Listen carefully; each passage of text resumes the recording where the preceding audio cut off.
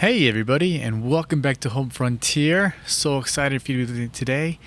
And we are going to hop into 1 Samuel 2 and 3.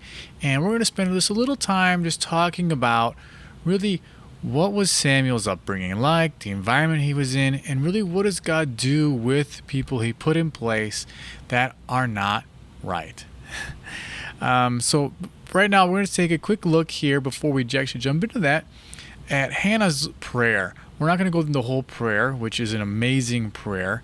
She, even though she's from the rural town and is really a nobody of nobodies, she really understands the heart of God, like almost no one before her that we have seen up to this point in the Bible. She combines many different concepts from the patriarch stories. She combines different expressions of God from Exodus and Leviticus, and just really carries through and interweaves together all these different titles for God as well as his character. So she really grasps the concept well. And one thing that's important is in verse 3 where it says, "Stop acting so proud and haughty. Don't speak with such arrogance, for the Lord is a God who knows what you've done. He will judge your actions." And this is probably most likely just going right at her husband's also wife, Peninnah, right? I don't know what that would be.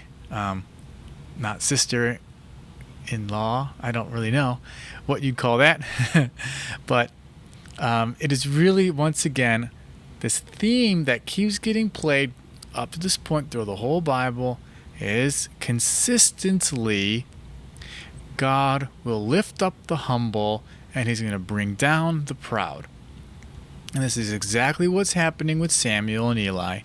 It's what happened in almost every story beforehand, and this is something that is so important for us that we have to keep that in the front of our mind no matter what we do in our lives with God.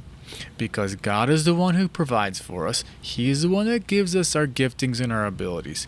Even if we work hard at something and do it, guess what? Our natural latent ability has come from God in the first place. So it's not our own effort.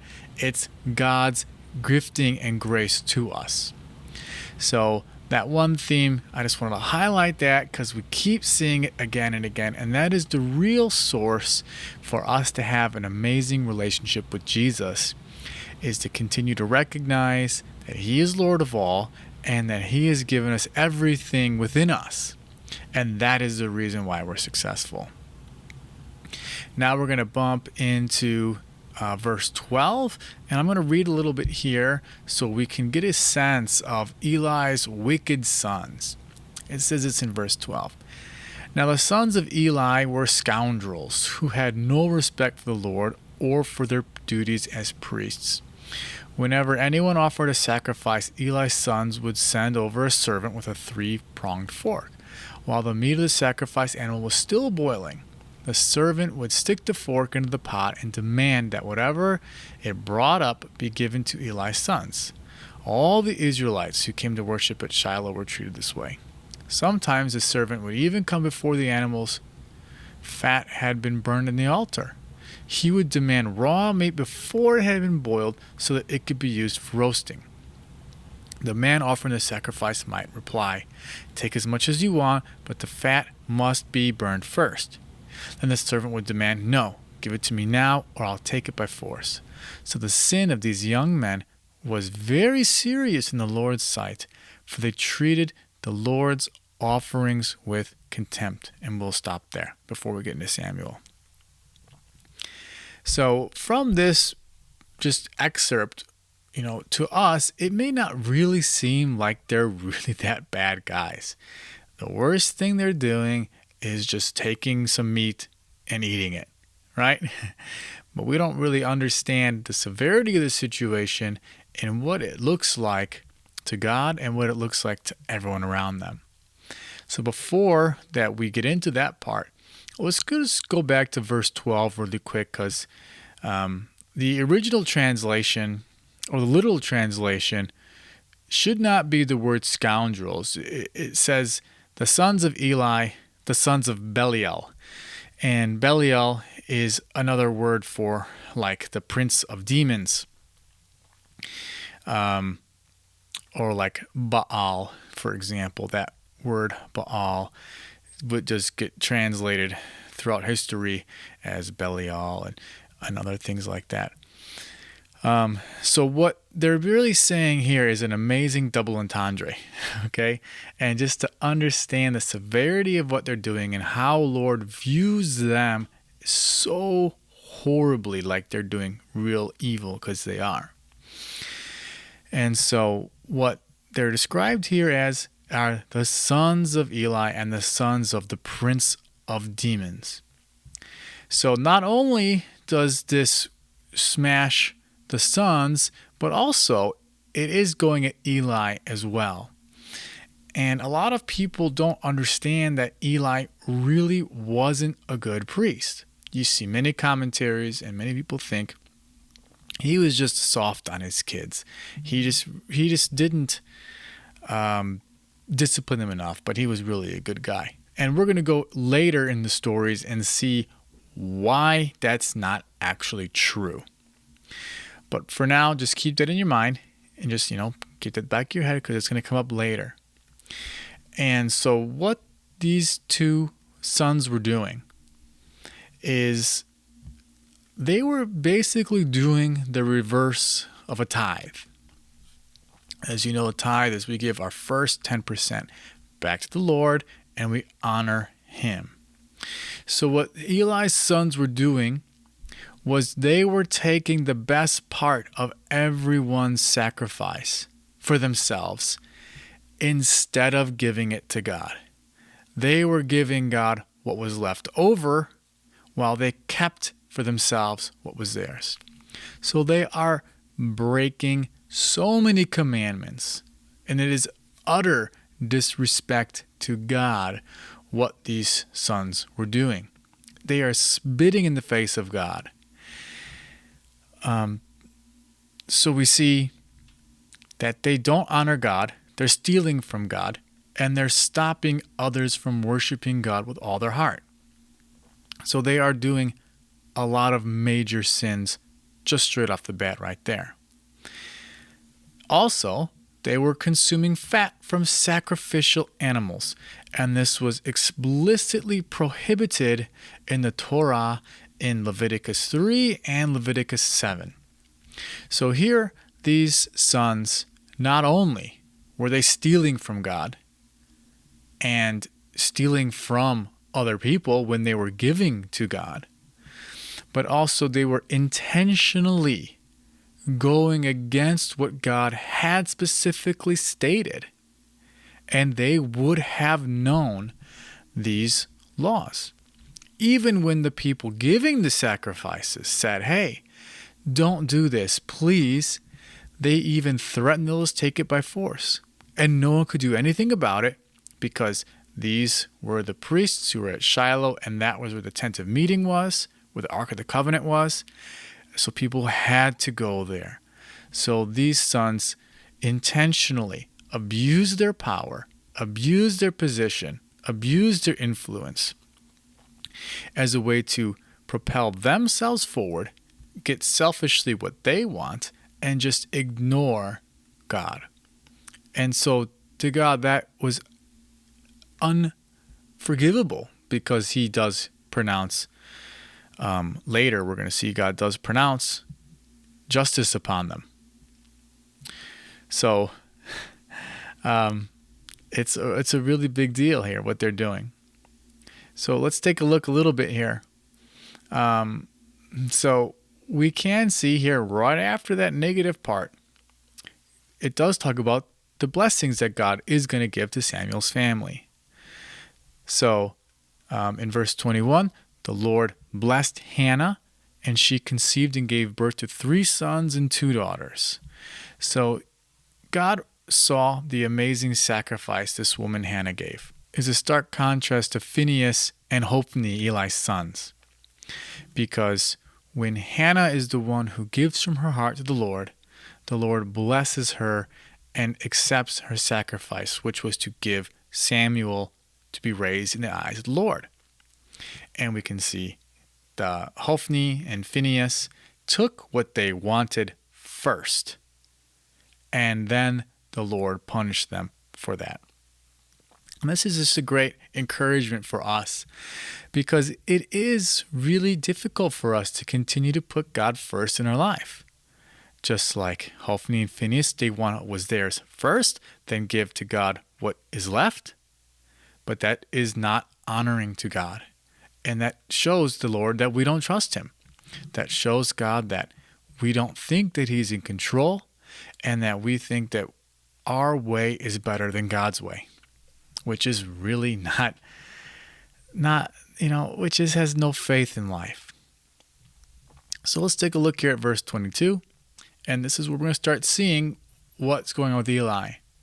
So now Eli was very old, but he was aware of what his sons were doing to the people of Israel. He knew, for instance, that his sons were seducing the young women who assisted at the entrance of the tabernacle. Eli said to them, "I have been hearing reports from all the people about the wicked things you're doing. Why do you keep sinning? You must stop, my sons. The reports I hear among the Lord's people are not good. If someone sins against another person, God can mediate for the guilty party. But if someone sins against the Lord, who can intercede?" But Eli's sons wouldn't listen to their father, for the Lord was already planning to put them to death. And in stark contrast, verse 26, meanwhile, the boy Samuel grew taller and grew in favor with the Lord and with the people. So Eli knew specifically what was going on. And part of this does come into the play where, yes, Eli did not do a good job raising his children to fear the Lord. They didn't. But if we look deeper into what's happening, we're going to see two things.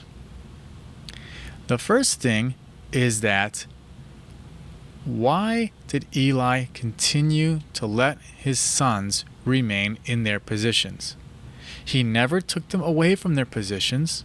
He never removed them from office.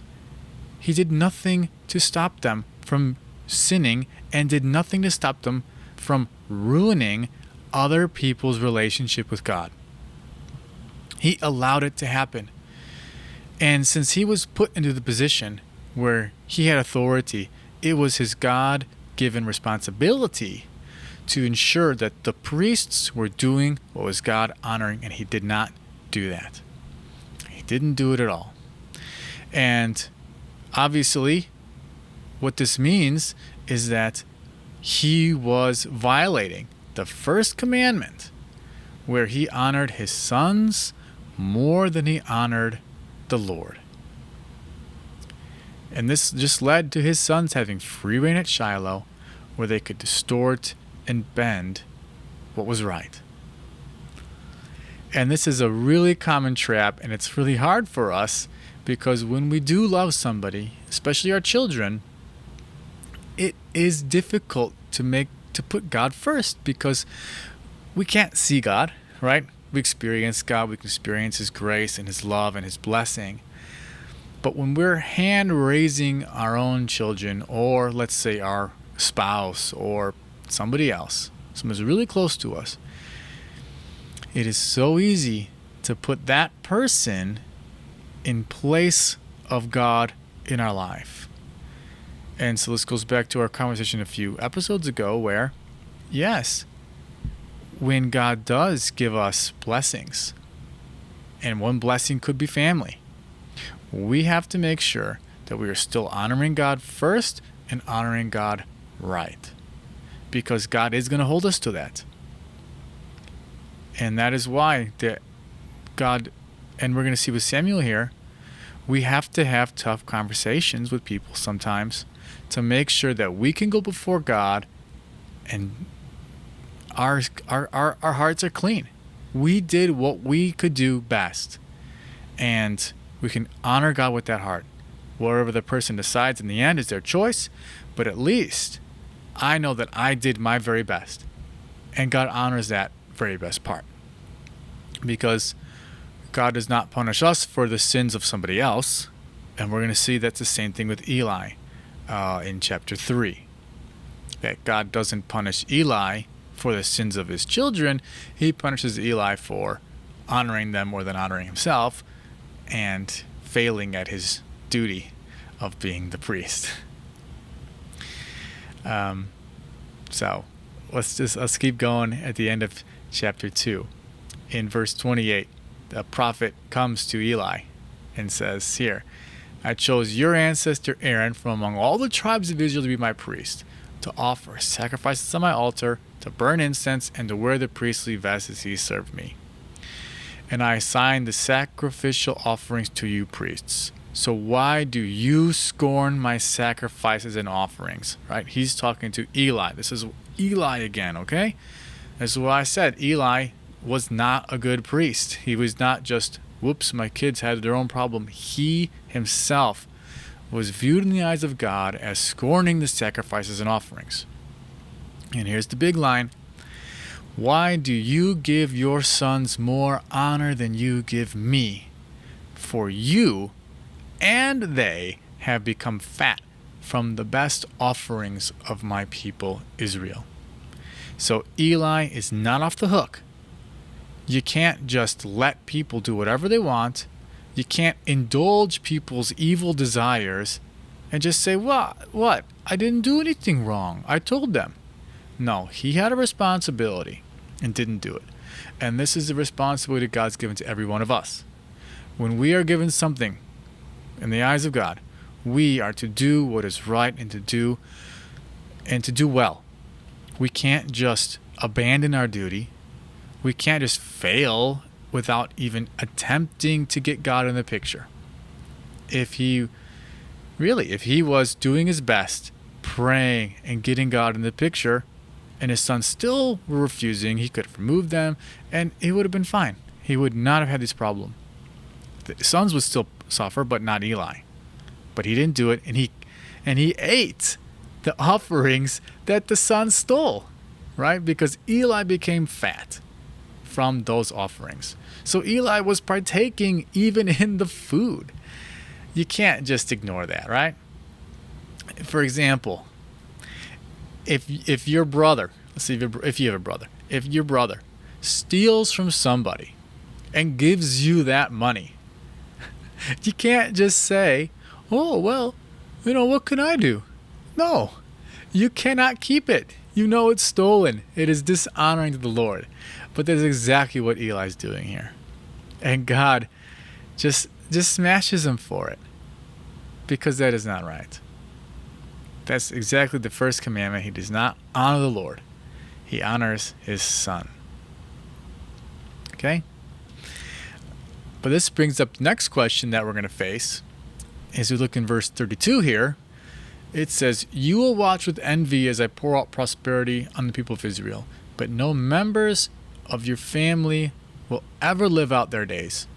The few not cut off from serving at my altar will survive, but only so their eyes can go blind and their hearts break, and their children will die a violent death. And to prove to you what I've said will come, I will cause your 2 sons, Hophni and Phinehas, to die on the same day. Then I will raise up a faithful priest who will serve me and do what I desire. I will establish his family, and they will be priests to my anointed kings forever. And we'll stop there. And this brings up a question here where can God essentially end his promises or end his covenants with people? And obviously, God can.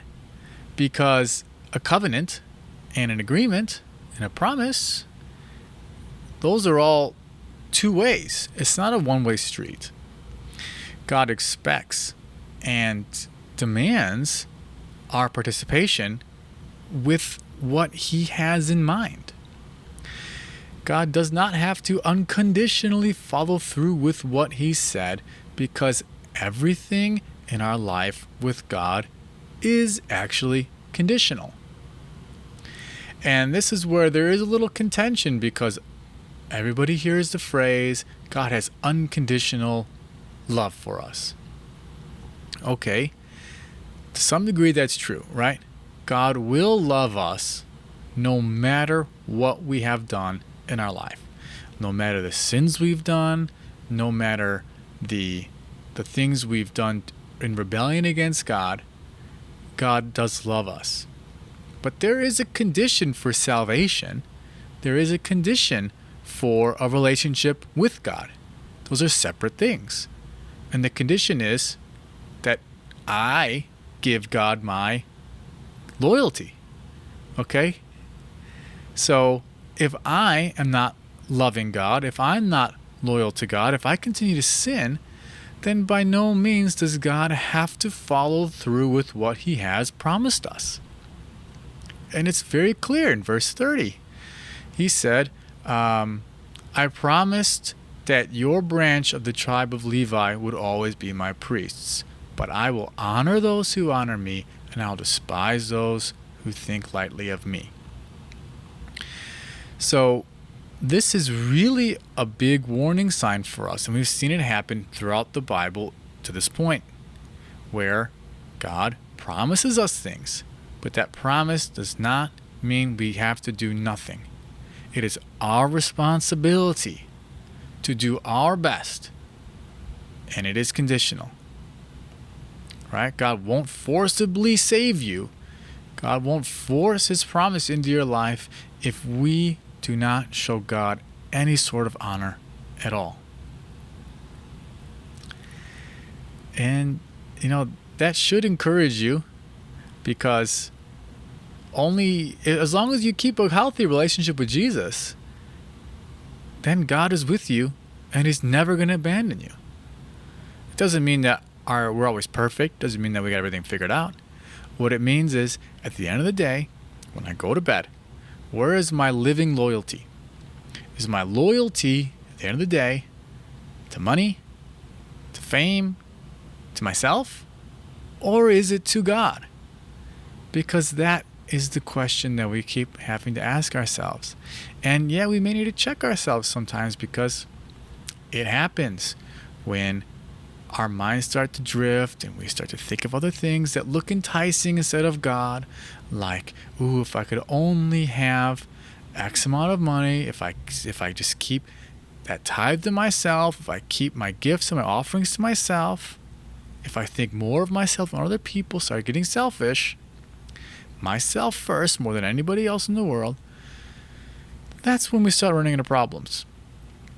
And that's when, God doesn't want us to go down that slippery slope. God wants us just to be in that healthy relationship with him, where we are life-giving to those around us, and where we can reflect the good nature of God to all around us. So, really, really powerful here in chapter 2. Sets up the whole story here with Samuel and Saul and David and so forth and so on. So when we go into chapter 3, this is the big transition when the Lord is going to work through Samuel, because Samuel is faithful rather than the faithless Eli. And I gotta say to Samuel, what a way to start your service to God. Samuel is sleeping, Eli's sleeping, and we probably heard the story. The Lord, I described it last time too, right? The Lord calls Samuel multiple times, speaks to him, because Eli isn't spiritually in tune, right?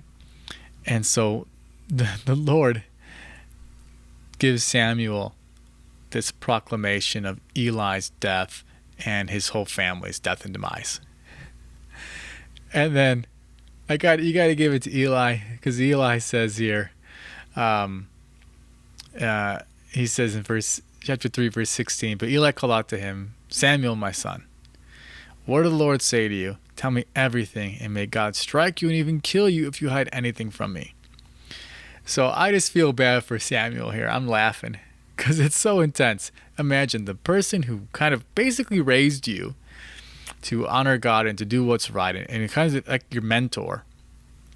And your word from God is to tell him that his whole family forever is going to be judged, and that his sons are blaspheming God, and that your mentor has done a horrible job.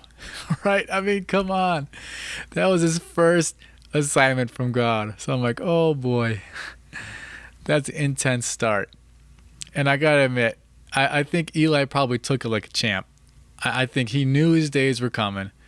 I mean, you really, you can't, you can't play ignorant forever. Just imagine nothing's gonna happen. So that's what happens with Samuel. Got to give him a break. And here we're just gonna talk. Just finish briefly here. Just talking about verse 14 in chapter 3. Actually, let's read 13, 14. So this is for Eli. I have warned Eli that judgment is coming upon his family forever because his sons are blaspheming God and he hasn't disciplined them. So remember, Eli is not getting punished for his son's sins. He's getting punished because he violated the first commandment. We talked about that. Verse 14. So I have vowed that the sins of Eli and his sons will never be forgiven by sacrifices or offerings. And that's pretty key, because a lot of people just think in their heads, I growing up, I thought this was the thing. I thought, hey, your sacrifices and your offerings will absolve you of your sins. That was the whole point of the sacrificial system in the Old Testament, right? That's what I thought. But that is actually not true. This is why the sacrifice of Jesus is so amazing and such a blessing. So let's talk about why really quickly. Now, in the old system, in this sacrificial system here, deliberate sins, deliberate rebellion against God could not be atoned with sacrifice.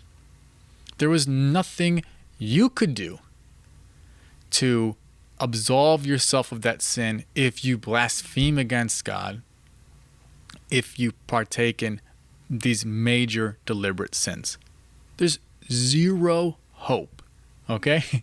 Unless God by chance does it himself.